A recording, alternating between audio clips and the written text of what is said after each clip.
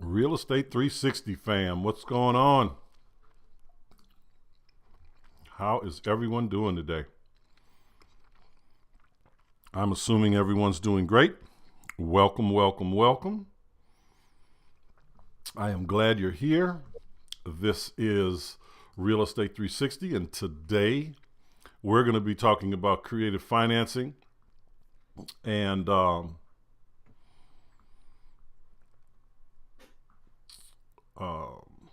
marketing, creative financing and marketing for the beginner, because it's a real thing, right? It's a real thing that we have to pay attention to, because look, everybody gets into this thing, especially now, and they want to just jump in like they used to do it. And it just can't be done the way you used to do it. Are there some things that are the same? Yeah, for sure. But it's a lot different today, than it was before. Lakeisha Wright, hey, what's going on? Welcome, welcome.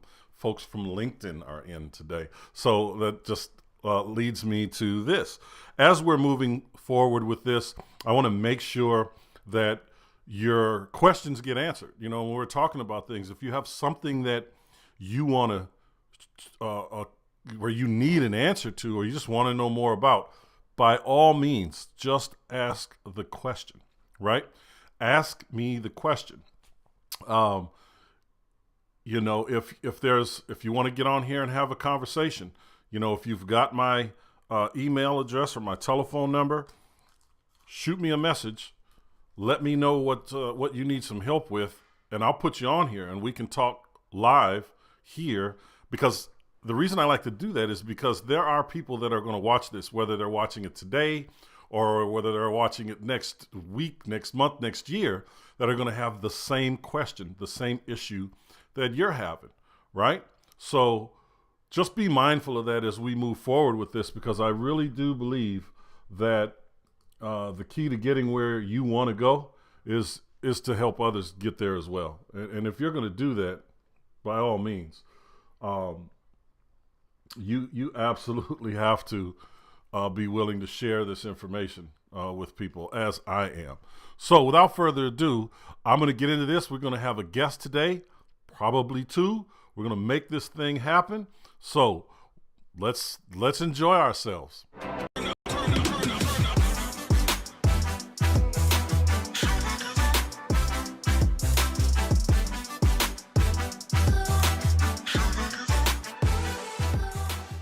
Being a real estate investor, there's nothing to it.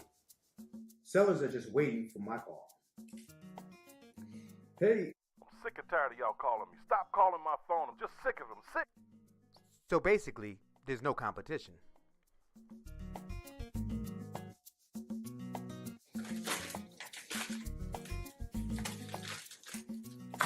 All I have to do is mail these out. Boom. Here comes the money. Real estate. Easy money. Hey, get away from my car.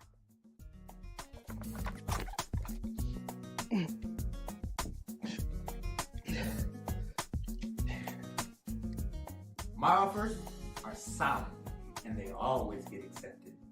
Be nice. As real estate investors, we make our own hours.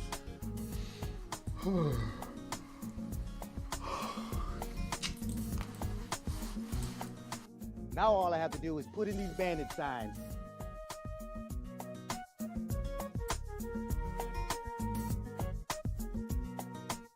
If you invest in real estate, you know exactly what you just saw. It can be problematic, right? It's the same group of people going after the same group of people, saying the same thing to the same group of people. I get it. I've done it all. Some of those strategies can work, but it's all about messaging and numbers. But I'm here to tell you today that there's an absolutely better way to get things done, that you can double what you're doing. If you're a full-time investor already, you should be doing 5 to 10 deals a month. If you're not, let's have a conversation. If you're just getting started, this is the best way for you to go and get started. If you don't have any money to put into marketing and you want to develop a pipeline of deals that's consistently coming through. And you don't have to have the exact same conversation over and over and over again with another new seller. All you have to do is watch this study that I've put together for you. It's a little bit of a training, and let's have a conversation afterward. I've been at this for more than 2 decades, and we've developed strategies and relationships and systems and processes that allow our business to do 15 deals, 12 deals a month per market that we're in. And I want to share this information with you. Click the link below. Let's have a conversation. Peace. You like that one there, didn't you, Steve? Story, and it's pretty funny. Hey, Steve. Let me do this. How are we there?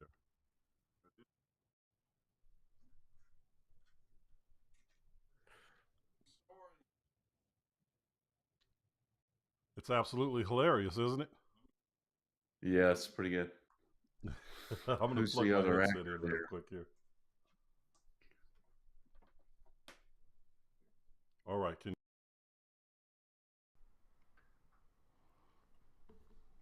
I don't know. Let's get How to we it doing? here. Boom. So, Steve, tell me, what brings you here today?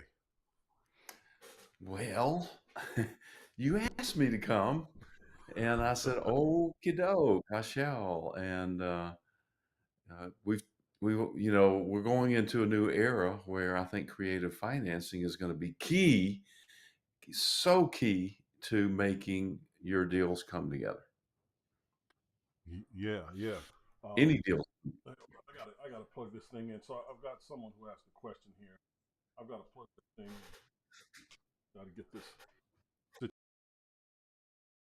So look, we've got a couple of different people asked a few things. So thanks for sharing this. Absolutely, we're here to share for sure, for sure. And then we've got someone. Hey there, how you doing? Value for today again. Always value. Always value. Now here's one. So this is actually live. Yes, it is actually live. Where can we ask questions? You can ask them, right here, right there in the comments, and we'll get those questions answered. You're a military veteran in Minnesota looking to get started and have no idea how to start. Well, my friend, you are in the absolute right place, and we're going to talk a little bit about how to get started. And if you want more, my friend, because I can't see your name, it just says Facebook user, but we'll call you military person. Military person, just shoot me a direct message. Message me on Facebook, and we'll set up a time that we can talk and get you set up so you can make it happen. But it starts right here. This is where it starts. It starts with learning today, and on all the things that we're doing, how we're doing them, and what's going to happen, because there's so many different ways to get started. There's so many different things to do. I'm trying to get Steve. Steve, can you hear me? Yes, I can hear you. Okay, Steve can hear me, but I cannot hear Steve unless I unplug my headset, and I do not want to do that. Right? So we don't want to make that happen. Steve's audio, your audio is fine, Steve. It's not Okay, you. good. It's on my end for some reason.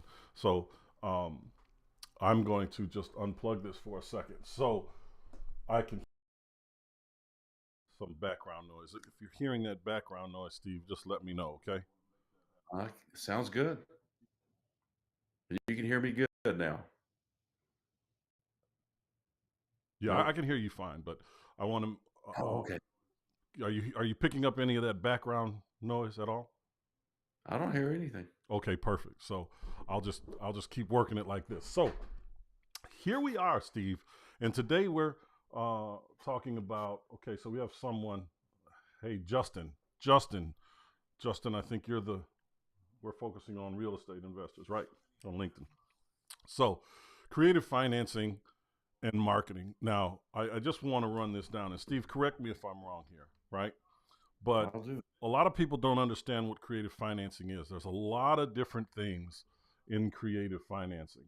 And some people just, they're, I don't know, they think of creative financing and they think that this is some big, outlandish, over the top, very difficult thing to do.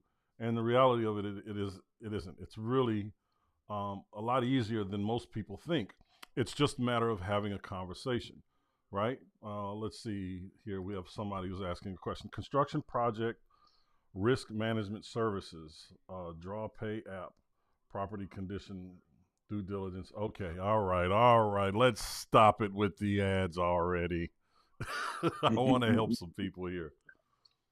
So, what is the definition of subject to, right? Because that's part of creative financing. That's one of the things that we do. Because now, let me make this clear. Subject to and owner financing are two very different things, right? Those two things can be combined, but they're two very different things. So the definition of subject to is where a buyer essentially takes over the seller's remaining mortgage without having to qualify for a loan, right? You there, Steve? I am right here. Yeah. Yes, sir. I didn't realize you were going that way. But yeah, that's exactly what it is. It's a real situation. I mean, owner financing is when somebody, let's say, they have a lot of equity in the property and then they finance you, or maybe it's a mix. Maybe they have a mortgage, but they also have a lot of equity and they finance you on both. Well, if I could back up a little bit, and because I'm not sure where we are with the audience and so forth. I just got here. So creative financing can be a lot of different things. It can be subject to takeover payments. It can be owner financing with a wraparound note. A lot of owners think that they can't owner finance if they have a mortgage, but that's not true. You can still owner finance. It can be lease option. That's creative financing. Right. Be land contract. Just create an agreement between you and the seller, and do some payments, and then when they pay it off, give them the deed. That's right. Pretty simple. Creative Yeah. financing is an extremely powerful structure, especially given, the economic climate that we're in today. I know that I talk a lot about it right now, and it's because of the market that we're in today. I've been talking about it for over a year. It's because of that it's so popular. Whereas, Steve can attest to this, we were doing probably 90% of our deals were cash deals a year and a half ago. Oh yeah. Not so much today. I mean, they're not as easy to find, cash deals. Do you find them? Yeah, absolutely. But there's so many more opportunities out there, not just for real estate. It's not just for real. You can buy businesses this way. You can buy cars this way. You just have to be creative. And creative financing is, and I wrote this down because I wanted to have a very clear way of explaining to people what creative financing is. And creative financing, from my perspective, is a non-traditional means of buying property, and that property can be anything: businesses, cars, boats, real estate, jewelry, art. Could be anything, right? It's generally whatever you want to buy, and you go to make a deal with someone. The goal is to generally to purchase or finance property or whatever it is by using little to none of your own money, as a buyer. And this is known as leverage, right? Or, when you're buying businesses that way, it's called a leveraged buyout. Sometimes that's a good thing. Sometimes that's a bad thing. Depends on what side of the, the thing you want to be in. Someone said this. I just want to answer. Yeah, you can absolutely be a part of the group. So the group isn't on LinkedIn, right? The group is on Facebook, and the Facebook group is the Real Estate Accelerators Group. Okay, and so if you're on Facebook, Mr. or Mrs. Service Provider, just reach out to me, become part of the group, and let's talk about those services. I'm all right with it. And someone says, hello, Steve and Jason. Hello. I can't see who that is. It just says Facebook user, but hello to you as well.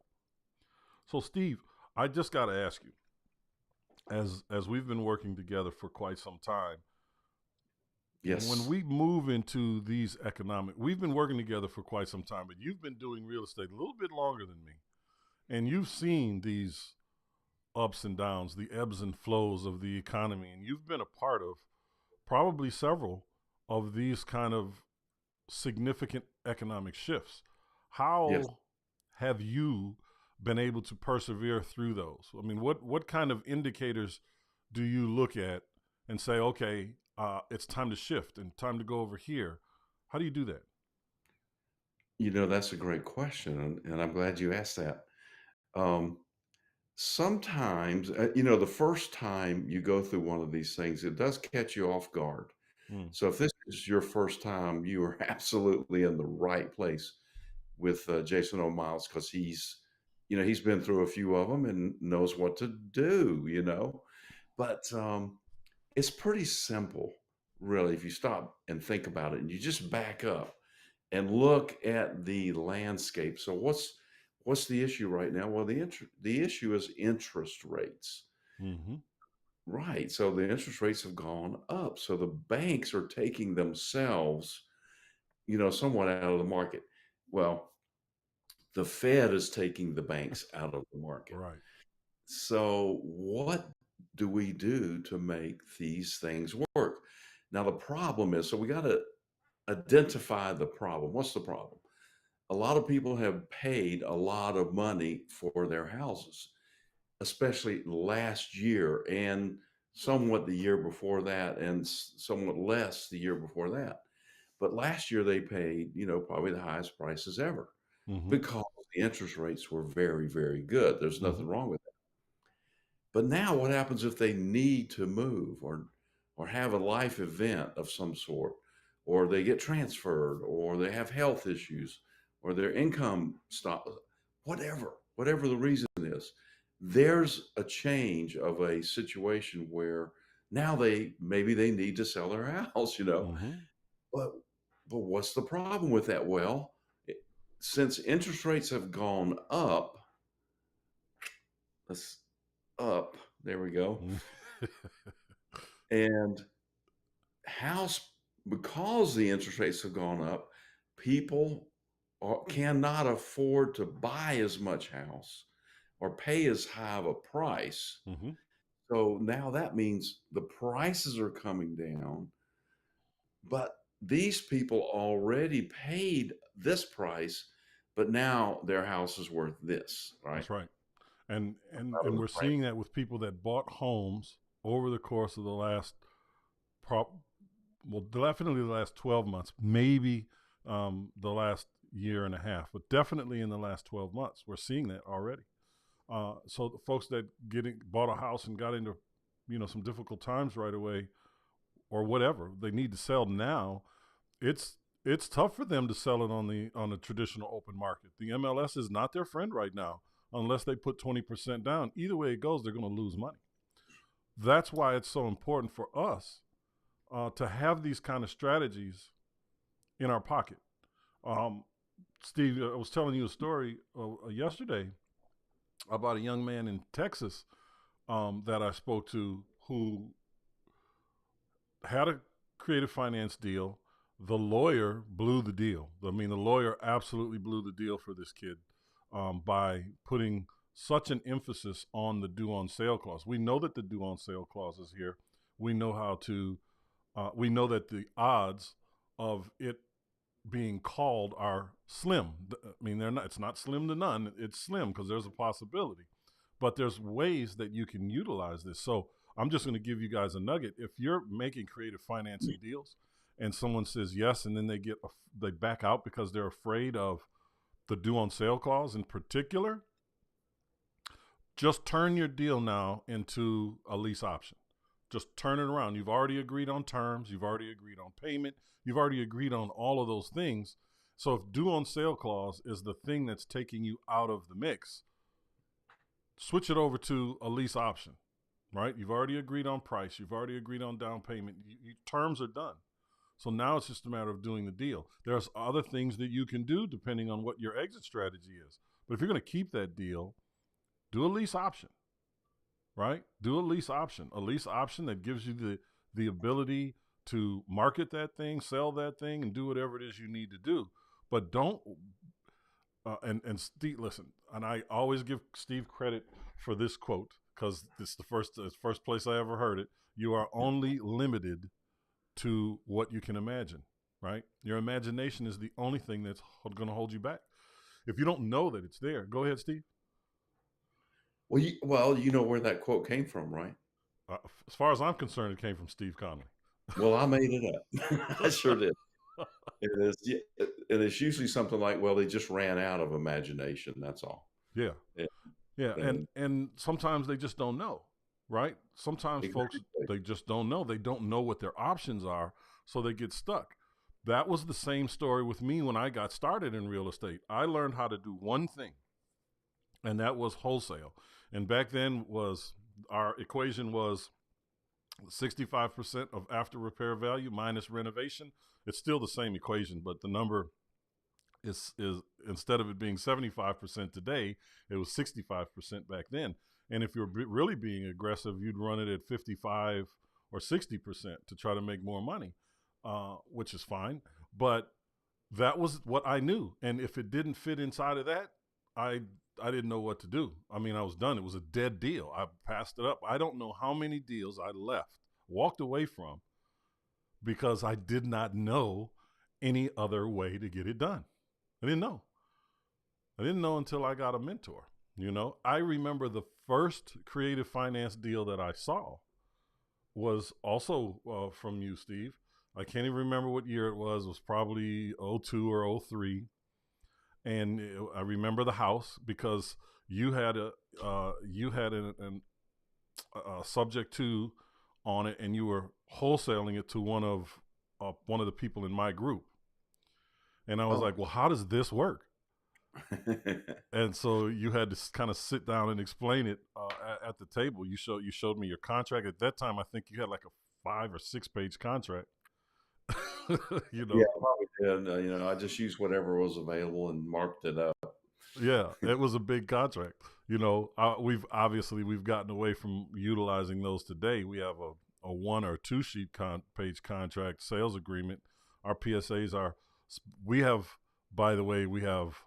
4 different PSAs, I think it is, right? We have the one that when we're buying the way we want to buy. We have another one the way we want to sell, and there's a couple different variations depending on what we do. And then, of course, we have our agreements and addendums depending on what, like doing novations and, kind of stuff like that.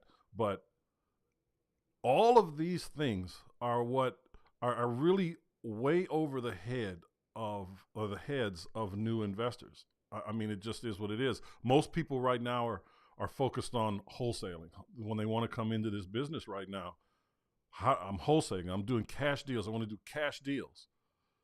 I'm here to tell you, as a seasoned investor, yeah, you're going to do some fine. You're going to do some. You're going to find some.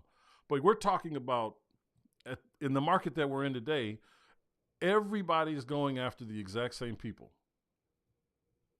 And they're saying the same things to that group of people.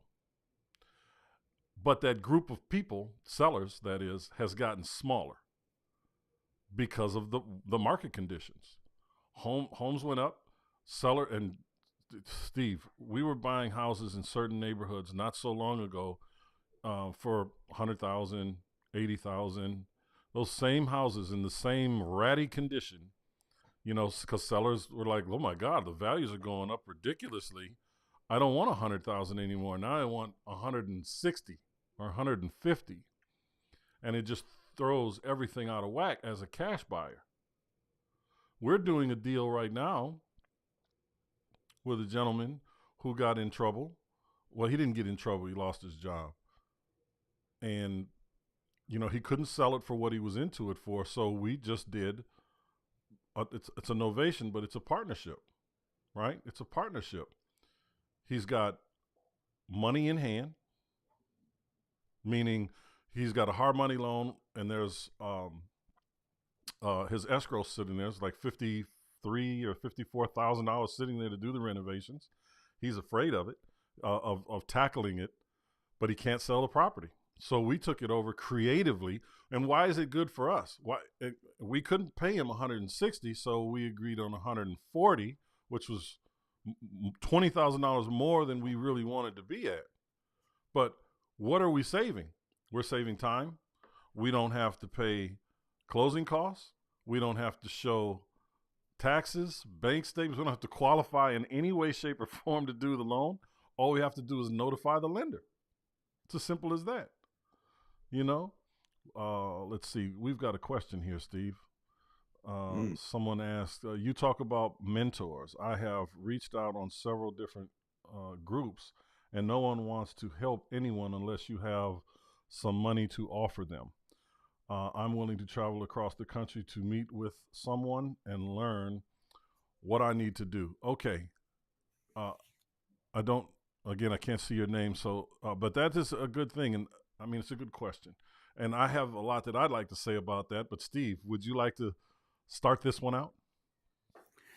You know, I'm not sure which way to go with that, but Miles, you give out so much information right here on Sunday School. It's just mind boggling.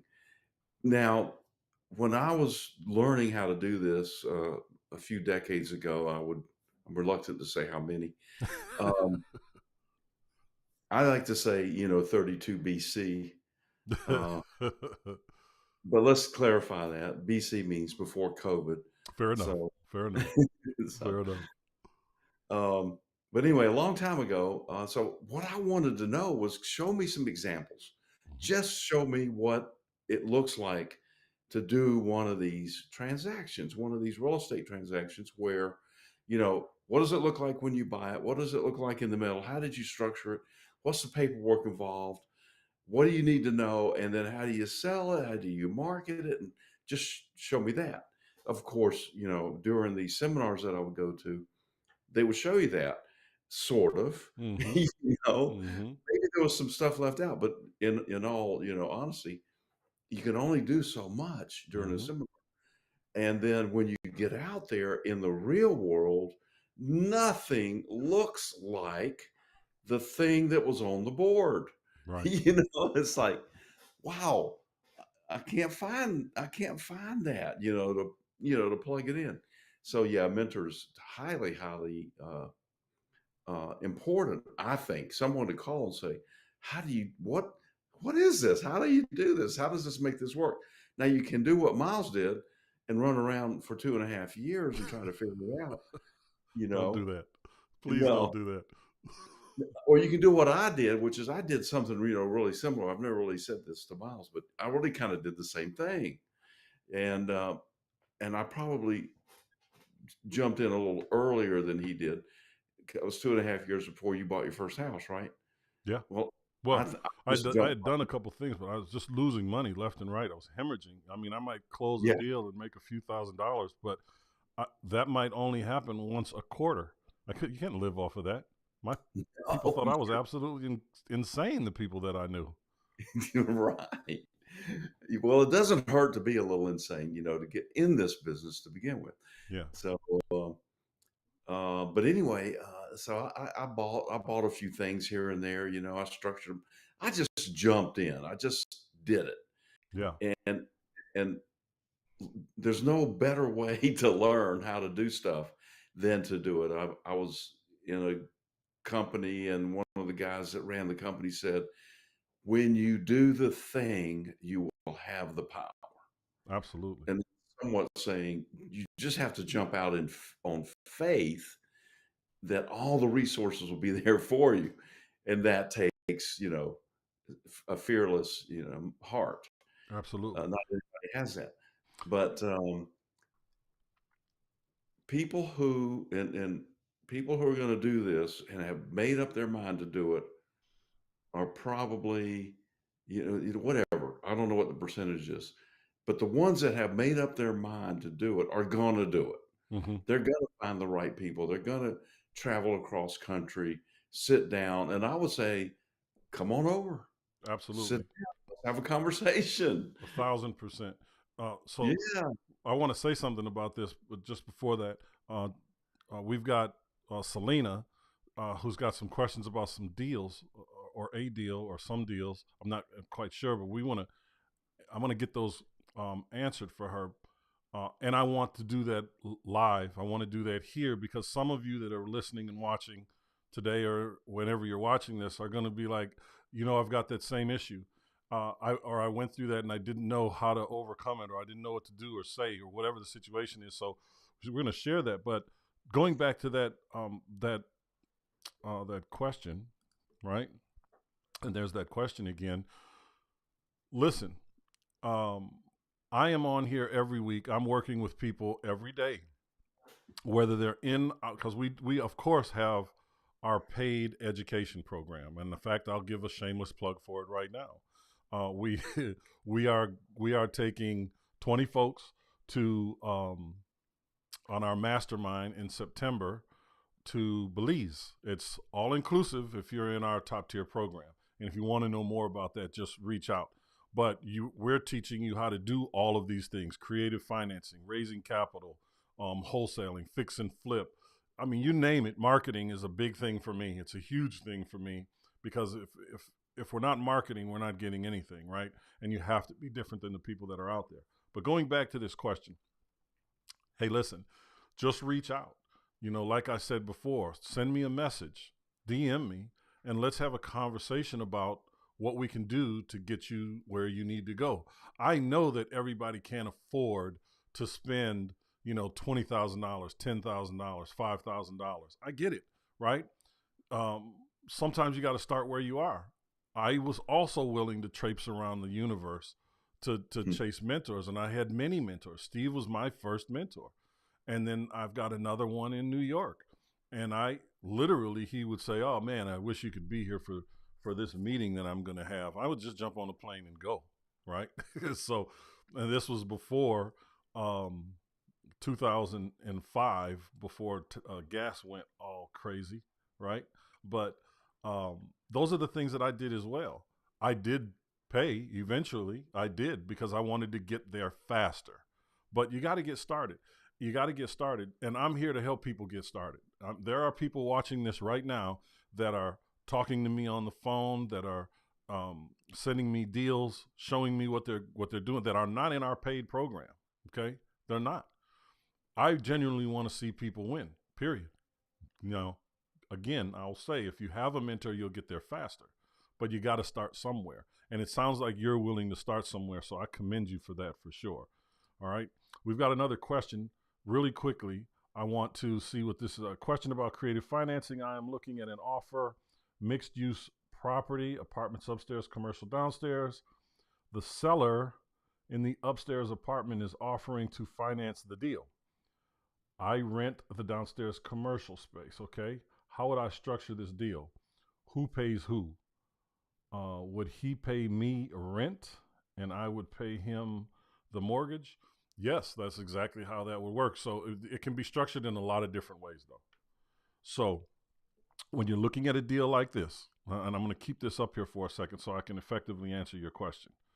It's a mixed-use building. You rent the commercial space downstairs. The owner rents or lives in a place upstairs, and it sounds, in this case, that they do not intend to move, right? They want to stay there.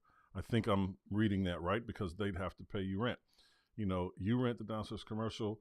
How would I structure this deal? Who pays who? So to do it right, if they're staying there, they definitely need to pay you, even though you're paying them. Don't get in a situation. Okay, great. That's correct. Don't get in a situation where you're like, okay, I've got to pay you. I'm just going to throw arbitrary numbers out there. I've got to pay you $3,000 a month, but you're paying me $1,000 a month. So I'm just going to give you $2,000. Don't do that because it hurts a lot of different things. So if this person on this creative finance, like let's say there's a mortgage on the property, or that you're going to get a loan, right? You say, look, I own this property. If they see that you're not bringing in any cash, it kind of hurts you. So for a cash flow, from a cash flow perspective, you want to keep the books organized for a lot of different reasons. I mean, I could go on and on and on, but for a lot of different reasons, you want to make sure that however you structure the deal, you're paying them what you agreed, and they're paying you what you agreed, what you guys have agreed on. I see you have something to say about that, Steve. Well, yeah, it would be helpful to know. I mean, really, to answer that question in an intelligent manner, it'd be helpful to know what is that owner offering in terms of the seller financing. What is he saying? Is he saying you need 10% down, 20, 50, 100% down? Well, that wouldn't be financing, but 50% down. What are the terms? How long is the payment schedule? Is it Yeah, going to be yeah, fully amortized? Is yeah. Of it course. interest rate? All of that. So, Yeah, but yeah, absolutely. you're right. You do not want to structure it so that it's a swap out deal. You really need to completely change hats because right Okay. now He says it's they haven't spoken terms yet. He's just messaging me, okay. or they are just messaging me. I don't know if it's who it is, but they just messaged and said they haven't spoken about terms yet. So you are absolutely correct. Let's get those terms out of the way. Let's get those Yeah, understood first and foremost. exactly. And That's it wouldn't be a bad idea to figure out what the valuation of the property is hmm relative to the purchase price and all that, hmm typical, investor stuff. absolutely title search the whole nine, especially if there's not a mortgage on it. You want to see if Yeah. there's any other liens on it. So that's always important to understand. And just FYI, when we're doing these, you don't want to put more than 10% down, generally speaking, right? Generally speaking, you're more than welcome. Generally speaking, you don't want to put more than 10% down. If you can get under that, you're doing really good. Um, Focus on the interest rate. Focus on that interest rate. Keep that interest rate to what they were a year ago. Get it in the threes or fours if you can make it happen. Right now, because we know it changes daily, but if with the best credit out there right now, as of Friday, you are at a 6.1% interest rate. That's if you've got the best credit. Okay, uh, so anything, and that as they categorize the best credit is 720 and above. So if you're under a 720, that interest rate starts to jack up a bit, and that is today's cheap money. Right? You don't want to do that. So focus on getting a low enough interest rate that makes sense for you. Don't stick with the high interest rates. Don't even think about it, because that's why you're doing this. We're trying to work this deal out in Miami with this seller on an apartment complex, and he was completely unrealistic in what he wanted. He wanted 7.5. He was willing to do owner financing, but he wanted 30% down and 7.5% interest. That's ridiculous. I can get a loan for less than that 7.5% today, and I'd only have to put 20% down, right? So he has obviously still not sold the property. He has not sold the property. All right, so let me how do I remove that Would there? he Okay. negotiate the price if someone came in with a cash offer and just got the loan? Yeah, for sure. I want Right. to I want to bring in Selena real quick because there's a couple more questions that came in. I want to wind up addressing. So let's see. Let's get Selena in there. Can you see us, Selena? I can see you. Hi, how you doing? Hey, how are you, Steve? I'm This is well. I'm Selena. well. Hello, Selena, this is Steve. Steve. I am Nice to meet the incomparable Jason Miles. All Little theatrics there, right? Little theatrics. right. you. So, Absolutely. Selena, tell me about it. What's going on? So I'm questioning my evaluation on property. So I had a deal. I think I spoke to you about this one. And it felt like it was a sure thing. I felt like my evaluation was good and my offer was good, but I find that I'm getting beat out with somebody coming in higher. So I'm Mhm. wondering if I'm evaluating my offers wrong. And then my second part of this is I'm not comfortable with segueing into creative financing or offering an alternative. Mhm. So what do I do and what should my wording be? How do I segue into, okay, so you won't accept this offer, but there are other avenues to make this deal happen. Absolutely. So that is absolutely a fantastic. Part B of that is a fantastic question. Part A is extremely important as well. Um, and Steve, would you like to tackle Part A, and I'll tackle Part B? So part A was the Valuation. Valuation, She's getting right? beat out. Her offers are getting beat out. You know, because people are coming in higher, offering They're just higher. coming in higher. Yeah, You're talking about just price, right? yeah. We don't know what the other terms on the contract are. So let me tell you this. I have some properties on Zillow and I get 20 to 30 calls a day Mm. with people saying, "Hey, I want to buy your property and I want to pay all cash." I say, "Great," and I talk to them for a little bit, and then I find out that their offer is really super, stupid low, and Mhm. or I'm going to get a better offer, a higher offer, but the terms are like, so when are you going to close it? What year are you going to close it? So, because I can't really tell if there's no earnest money and all this. So, first off, understand there's a lot of static out there. There's a lot of other investors. There's a lot of people that are trying to do what we do every day, and what you're Right. breaking into. So, don't question so much your valuation. You know, Okay. if what you see is what you see, kind of stick with it. Maybe go up a little bit if you think there's some room there, but and we're talking creative financing, is that right? No, just Oh, in general. Those okay. are cash offers, right? Just in general.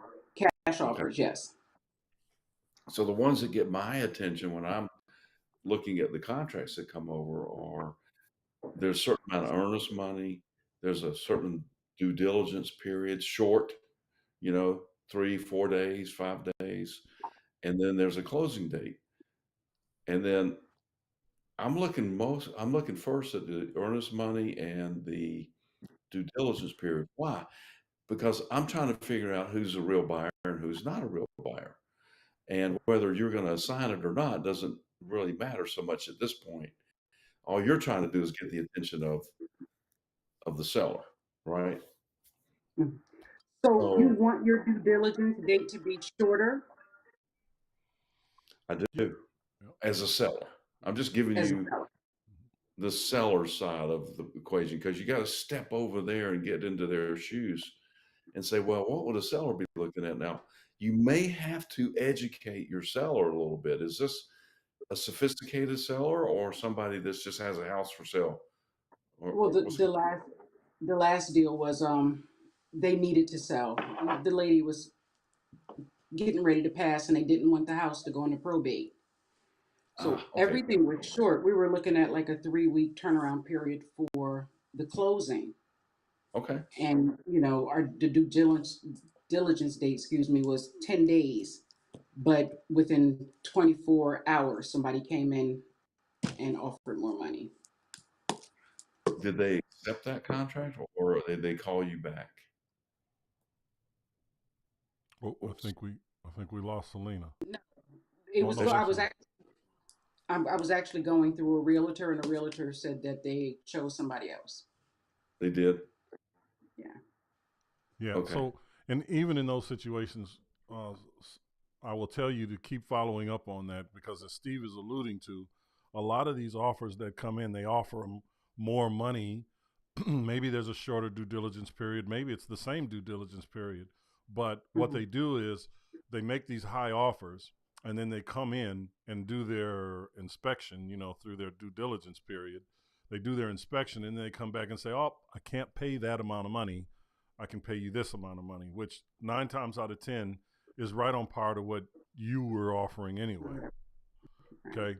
But what they're doing there is they're positioning themselves and they get a lot of deals these way. I mean, this is not a new tactic. It's not a new strategy at all. This is something that a lot of remember when the hedge funds were really out here doing their own buying instead of going through wholesalers after the financial crisis. Everybody was getting beat out. You couldn't compete with them.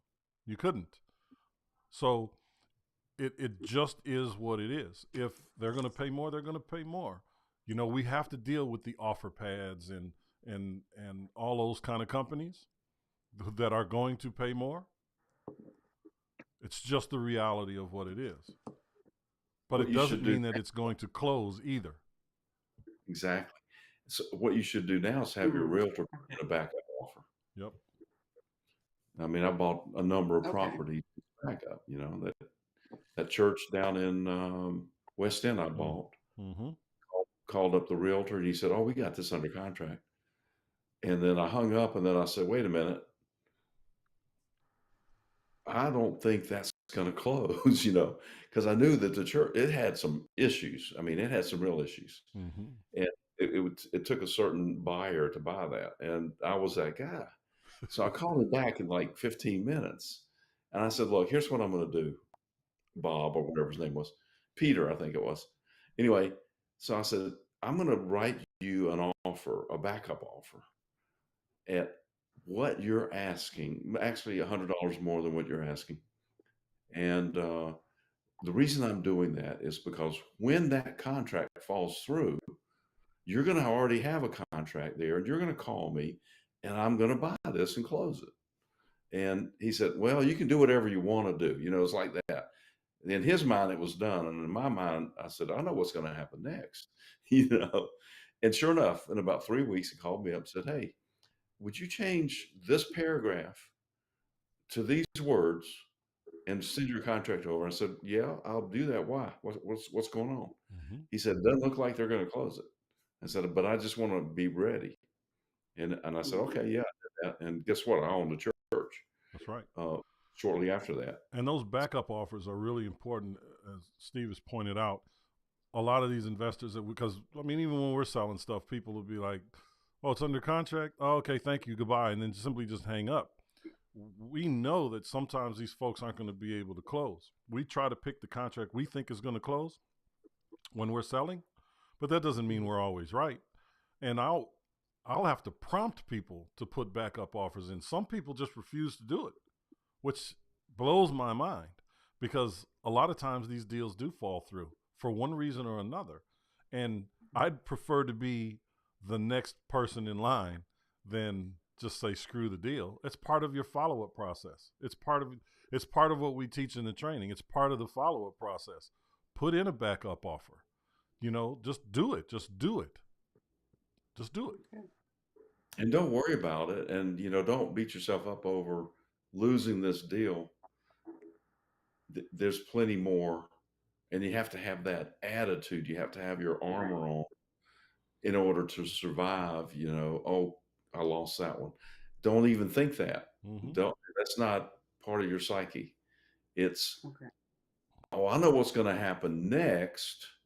That deal, that buyer is going to bail out. I'm going to have my backup contract there. Boom. I got this." That's right. And to go to part B, how do you transition? Well, the transition for me, it seems easy, seamless even. So I use an old method I learned from Carlton Sheets in one of the many modules he had in his 1980 whatever training program. Right? It's the first thing I'd ever read, but it works. It works so well. He talked about a 3-part one. I talk about just 2 parts. So I'm having a conversation with a seller. Let's say you're the seller here, Selena. Okay. Okay. All right. So I'm calling you up. I've already had a conversation with you. I've already done my due diligence as it relates to, ARV, and, you've given me some information about the property. And now I'm calling you back to talk about a deal structure. Okay. So I call you and I say, "Hey, Selena, this is Miles. I spoke with you the other day about your property on Main Street. I'd like to put in an offer. I'd like to talk to you about what that could look like for us. Do you have a minute?" Sure. Okay. Now, I understand here, I'm just going to throw out arbitrary numbers. I understand here that you're asking $200,000 for this property, and this property needs a little bit of work. You estimated that the work was going to be about $25,000. Is that right? Yes. Mm-hmm. Okay. Now, based on, the way we buy real estate, we buy them in a couple different ways. Now, I can tell you that after I've done the due diligence, I see that your property is worth about $250,000. Is that the kind of number that you were seeing in your due diligence based on how you set your price? Yes, it is. Okay. Well, here's what we can do. Now, I have a couple different ways that we buy real estate. Now, looking at the pictures to your property, I'm looking at the 25,000 in reno. That number could be more because the kitchen needs to be done. You've got 2 bathrooms that need to be redone. The kitchen by itself can be $25,000. And, you know, we've got to do some things to get it market ready at that 25,000. That's just the reality of it. You know, if you look at the properties that sold for that 250 in your neighborhood, you know, they've got open floor plans, they're newly renovated, and even though yours is nice, it's not that. And in order to get that done, you know, it's going to cost us a little bit of money.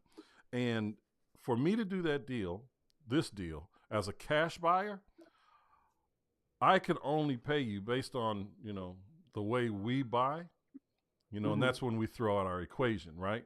That's our 75% minus rental cost minus whatever profit you want to make. So that's that equation that I teach about. So if we're doing that at 250, 25% of that, so half of that is what? 125, and half of that is 62. So that's going to take it down to 87. So that's 187 minus the cost to renovate it. I'm thinking it's 50. That puts it at 137. I want to make 10,000, so that's 127. So I would come to you and say, look, I can't offer you more than 125 for that house as it sits, you know, as a cash offer, because I have to make these, you know, I have to be realistic. I'm an investor. You know, cash, I can do that. However, I can get a lot closer to that 200,000 if we can talk about some creative financing strategies. Would you like to hear more about those? Yeah. What does that mean?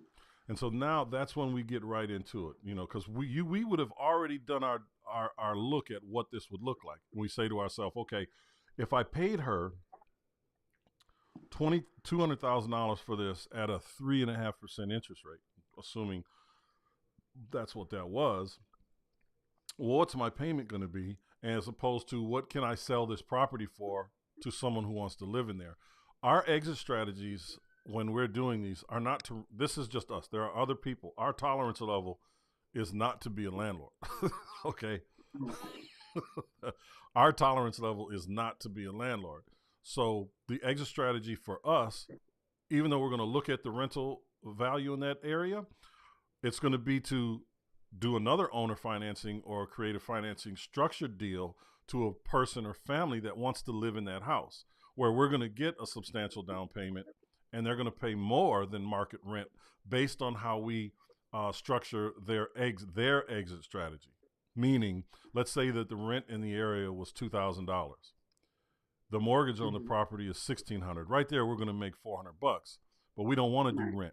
So we're going to sell it to this person and they're going to pay us $2,500 a month.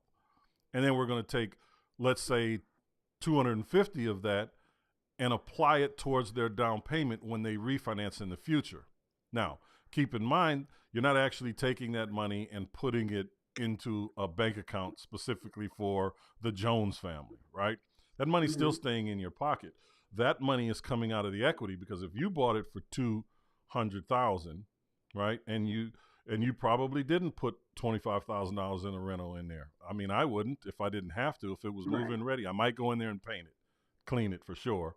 But I might go in there and paint it and maybe spend $10,000. Okay. Now this person, we know that the property is worth $250, but we're gonna sell it to them at future value. So that might be $275,000, right? Just throwing numbers out there. We'd have to look at that zip code and see how fast it appreciates and so on and so forth. But just saying that. So if they're doing a 3-year deal, it's not unrealistic that there's going to be a 3% appreciation on an annual basis. That's only a 3% appreciation, okay, based on today's value. So if we're doing that, you know, and with the compounding interest factor, it's going to give us at least another $25,000 over the course of 3 years. So we're selling it to them at the future value. So let's say they gave us $20,000 down. We put 20 in. They gave us 20 to move in. We took that 20 and now we're pretty much kind of break even. But we're also making $900 a month with a $250 a month pledge towards their down payment in 3 years or whatever their term is when they refinance. That's coming out of the equity because you're going to do the contract with them at $275,000 to close in 3 years. So how much is that? $3,000 a year for 3 years. If they actually refinance, that's $9,000 that goes towards their down payment. When they go ahead and refinance, they've got the $20,000 they gave you that took it from $275 to $255. They've got the $9,000 that in credit that you're going to be giving them that takes it from $255 to $246. And they can get in with all the money, and now they're going to refinance. Their payment's probably going to come significantly down depending on market conditions when they actually refinance. But that, you see what I'm talking about that $250? It stays in your pocket, but you're giving them a benefit, but you owe $180. Okay, so when they actually refinance it, you're $180. It's probably a little bit less, but just depends. But just to keep the number simple, your $180 gets paid off to who you did the creative finance deal, and the difference between the $180 and the $246 belongs to you. So not only did you get the $20,000 and the $900 a month, now you got another $46,000, and guess what? There's no real estate agent. Okay. Why would you put a real estate agent in there and say, hey, Mr. or Mrs. Agent, here's a free 3%. Here's a free $7,500. Right. You wouldn't, right? You wouldn't do that. But that's the exit. So, and I know I kind of went way past what you were asking about, but that's what we look at when we structure it, right? So when you're doing it, when you're moving into that offer, before you make your initial offer, you're going to get on the phone with them and you're going to tell them these are the deals that we're doing. I can't pay you what you're asking for this particular property in that way, but here's what I can do. Okay. Would you like to hear more about that? Can I share that with you? And there's different ways that people are going to approach that particular question. There are people that I get on the phone with that are like, just super aggressive, right? They're like, yeah, because they're not really motivated to sell. They're like, yeah, make your offer. Let me see. Right? Tell me what you can do for me. And my job at that point is to get us on even ground. So I start to pay them compliments, right? When I'm looking at their property. I'll give you an example. There was a gentleman that I was talking to in Savannah. This guy was in Savannah, and he was it was a high equity list that we were calling. So he had a bunch of equity in his property, and I'm having this conversation with him. He agrees to the call. I'm talking to him, and he is so cocky. I mean, he's over the moon cocky. Yeah, tell me what you can do. I mean, I just want to hear it, man. I don't really, I just tell me a number. Just throw me a number. I just need to know that. And I'm like, well, wait a minute, man. I just need, let me look. I'm looking at a picture of the outside of your house. This looks like a great house, and I can hear all the kids in the background. He's at home, and I was like, this is where you live with your family. This is your primary residence, right? He said, yeah. I said, well, what do you do? So my thing is to get them to talking about them, Right. to back them off the ledge. Doesn't always work. It works 9 times out of 10, but it doesn't always work. We've talked to people, and Steve can attest to this, that were just nasty human beings. I mean, they're just nasty human beings. Like, who would want to deal with this under any circumstances, unless you literally hired them to be an asshole? Can you be the asshole over here, please? I mean, I'll say I don't get that many people like that. Oh man, I get them all the time. Okay. All the time. I hardly ever. I guess I'm the asshole. Maybe I can't tell. Alvin is the asshole. That's his pseudonym. But now all the guys that I talk, most of the people that I talk to, and believe me, it's a lot, are usually pretty nice. The ones that are calling up, and I try to be as nice as I can, but I get pushed over the ledge, with the same conversation over and over again.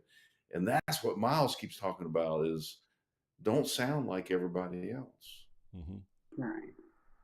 Because your conversation is going to be completely different when you're talking to them. Because they're going to have people that are giving them the cash offers. They're going to have some people that are giving them creative financing offers, and they don't know which way is which. And I was just having a conversation on the Wisdom app, actually, about this kind of a thing. You know, who are we talking to here? When we're buying businesses or apartment buildings and we're talking creative financing, the conversation goes completely different because we're dealing with people that are a little more savvy financially, right? With your regular home, just your home, it is all about likability, trustworthiness. You have to do the know, like, and trust thing, and you've got to get there fast. You know, you've got to get there fast, and you get there fast by adding value to what it is that's important to them. And that, at the moment, is them selling their house. And that is, at the moment, them getting as much as they can possibly get for that house, period. And Steve mentioned it before. A lot of times it does have to do with training. You know, you've got to teach them sometimes. You've got to be willing and able to coach, train, teach, whatever word you want to use, your seller every time you get them on the phone. Every single time. You got to teach them because they may not know. And one of the things that we do, and you know this about me, Selena, I say, let's get them on the phone. Let's get them on the phone.